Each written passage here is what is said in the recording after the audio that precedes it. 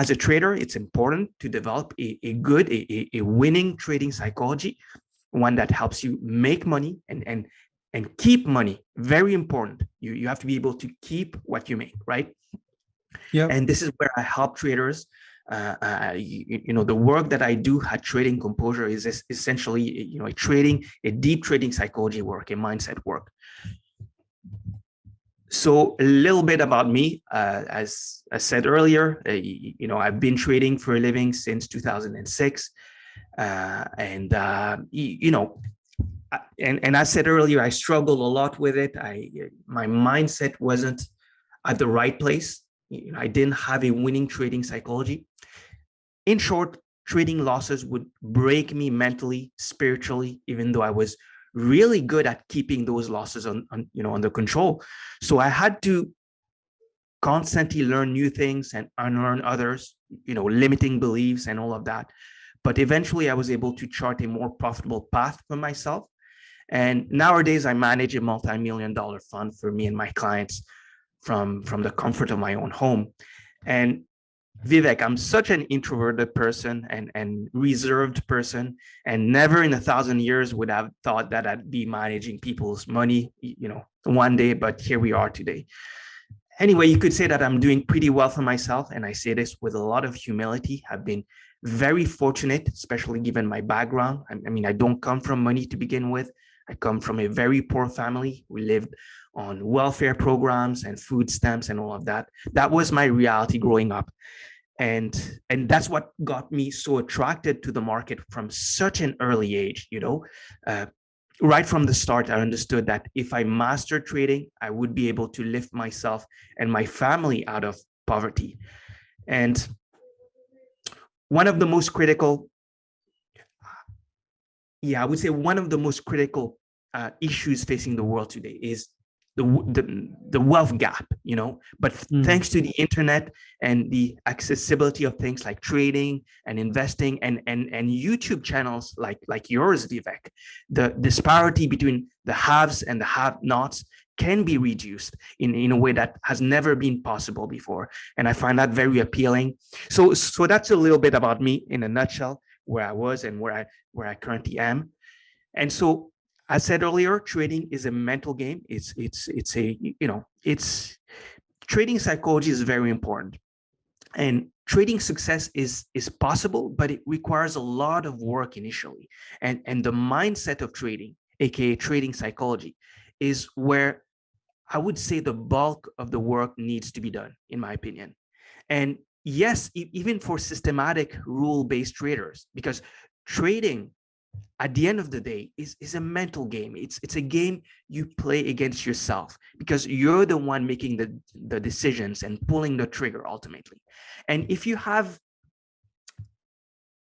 a lot of internal conflicts and limiting beliefs, and if you have a short fuse and don't know how to manage your emotions, winning as a trader is practically impossible. You'll tend to make a lot of costly trading errors, and you won't get anywhere significant in this endeavor. So trading psychology is very important.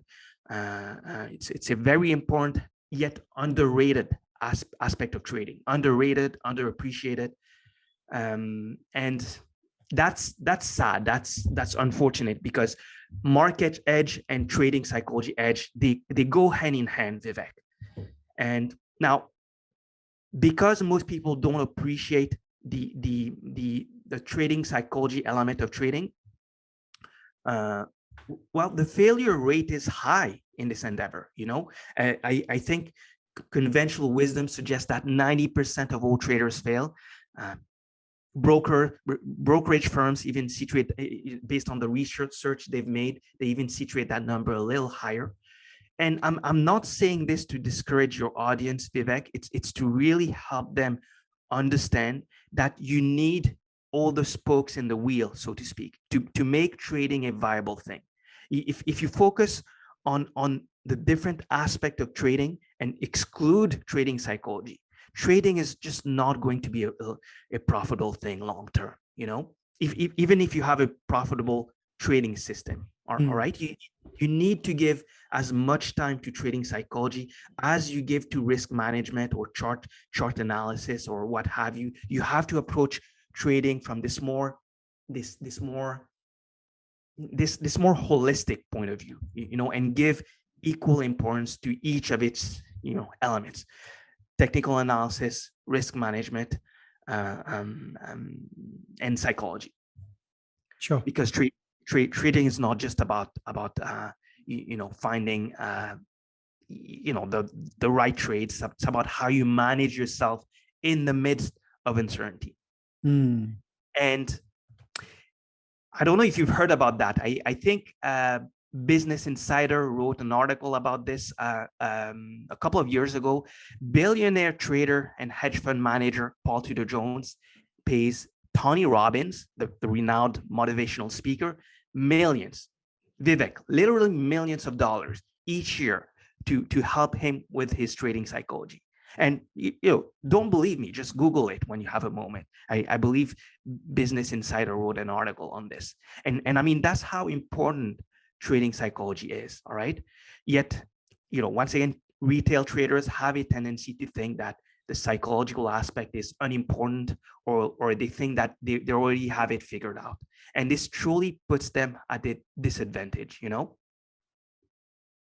True.